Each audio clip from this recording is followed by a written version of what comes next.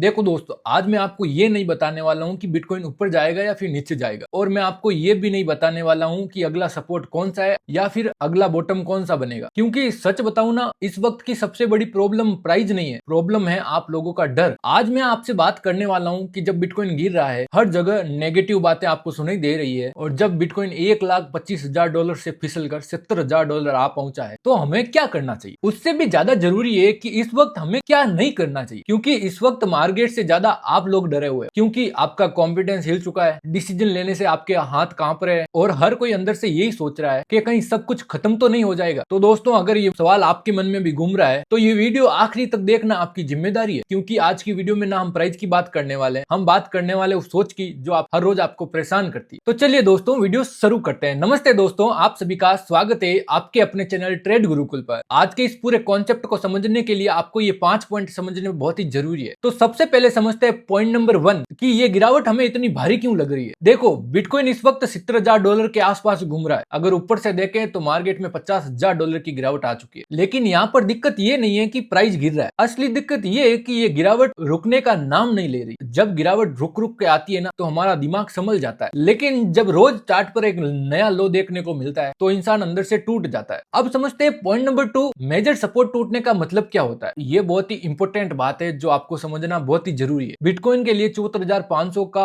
Level एक psychologic support था। जब वो टूटा तो मार्केट को एक सिग्नल मिल गया कि सेलिंग प्रेशर अभी खत्म नहीं हुआ। अब जो सबसे इंपॉर्टेंट जोन है ना, वो है $73,000 से $70,000। ये वो इलाका है जो पहले रेजिस्टेंस का काम कर रहा था, और अब ये सपोर्ट बनने की कोशिश कर रहा है। लेकिन मार्केट इस जोन पर नहीं टिकता है, तो अगला सबसे बड़ा डर ये होने वाला है कि मार्केट 50,000 जाने की संभावना बहुत ज्यादा हो जाएगी। अब समझते हैं पॉइंट नंबर 3, क्या ये रिटेल सेलिंग थी। अगर आपको मैं सीधी बात बताऊं, ये गिरावट रिटेल की वजह से तो नहीं आ रही, क्योंकि जब रिटेल लोग बेचते ना, तो गिरावट धीरे धीरे आती है। लेकिन इस गिरावट में क्या हो रहा है, गिरावट बहुत तेज आ रही है, वॉल्यूम बहुत ज्यादा है, और वॉलिटिलिटी भी बहुत ज्यादा है, और गिरावट भी लगातार आ रही है। ये सिस्टमेटिक सेलिंग है, मतलब बड़े प्लेयर्स धीरे धीरे अपना एक्सपोजर कम कर रहे हैं। अब समझते हैं पॉइंट नंबर 4, बिटकॉइन ईटीएफ से इतना पैसा निकल क्यों रहा है। अब आप लोगों को एक बहुत ही बड़ा कारण बताता हूँ मार्केट गिरने का। पिछले कुछ दिनों से बिटकॉइन ईटीएफ से आप देख सकते हो कि आउटफ्लो हो रहा है। एक दिन इनफ्लो आता है और अगले ही दिन मार्केट से सैकड़ों मिलियन डॉलर बाहर निकल जाते हैं। जब तक ईटीएफ साइड से सेलिंग प्रेशर कम नहीं होता है ना, तब तक बिटकॉइन पर यह दबाव बना रहेगा। अब समझते हैं point number 5, interest rate cut करने का ब्रेक। अब आप एक माइक्रो पिक्चर समझिए। सबको उम्मीद थी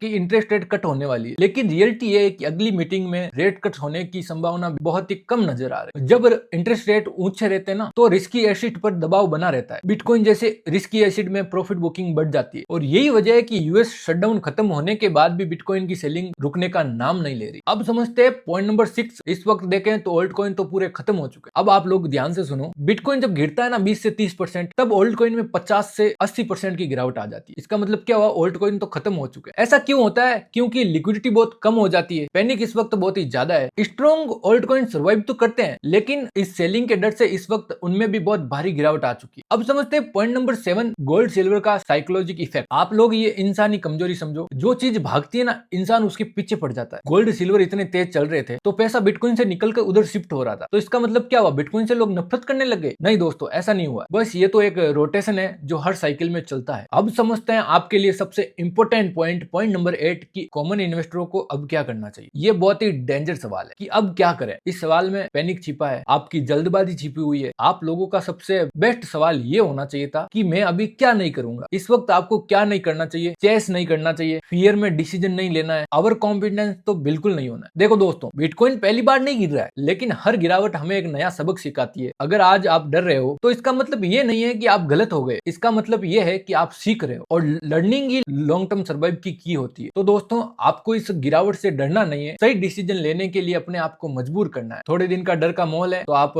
अपना कैपिटल सेफ रखें। हम मिलते हैं आपको नेक्स्ट वीडियो में, तब तक के लिए इस वीडियो को लाइक कीजिए, चैनल को सब्सक्राइब कीजिए, और एक प्यारा सा कमेंट कर दीजिए। कमेंट में लिख दीजिए आई एम क्रिप्टो इन्वेस्टर। तब तक के लिए सीखते रहिए, ग्रो करते रहिए।